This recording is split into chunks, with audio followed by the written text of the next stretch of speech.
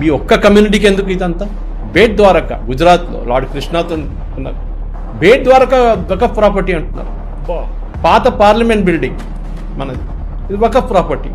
Rashtrapati Bhavan Waqf property. ఎక్కడండి ఇదంతా? ఇస్లాం ఎన్ని సంవత్సరాల ముందు వచ్చింది? మన హిందూయిజం ఎప్పటి నుంచి ఉందో? తమిళనాడు మీకు గుర్తుంటుందో కేసు వచ్చింది ఒకటి. అవును, ఒక విలేజ్లో ఒక ఆయన ప్రాపర్టీ ట్యాక్స్ కట్టడానికి వెళ్తే అప్పుడు తెలిసిందంట అది కాదు, ఈ విలేజ్ అంతా వకఫ్ ప్రాపర్టీ అంటే. అక్కడేమో 3000 సంవత్సరాల పాత గుడి ఉందంట. ఇస్లాం ఎప్పుడు వచ్చింది? 2000 సంవత్సరాలు కూడా కాలేదు. మళ్ళీ ఎట్లాంటిది జరిగింది? మన్మోహన్ సింగ్ వెళ్లే ముందు 213 ప్రైమ్ ప్రాపర్టీస్ ఢిల్లీలో వక్ఫ్ బోర్డుకి ఇచ్చెళ్ళారు. ఎందుకు ఇచ్చారండి? ఇంకెవరు ఇచ్చారు అధికారం ఇవ్వడానికి? మీరు ప్రధానమంత్రి అయితే చేసేసుకుంటారా? ఎవరైనా ఉన్నది కాపాడుకోవాలనుకుంటారు, కానీ మాక్సిమం మనం ఇచ్చేద్దామనే ఐడియా ఏంటి?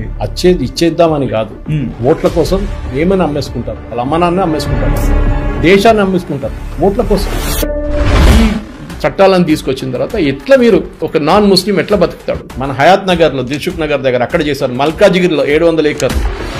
ఆలోచించండి, ఆ ఫ్యామిలీస్ ఎక్కడికి వెళ్తారు వాళ్ళు? సో మోదీ గారు తీసుకొచ్చిన చట్టాల్లో చాలా మటుకు ఈ మార్పులు ఉన్నాయన్నమాట.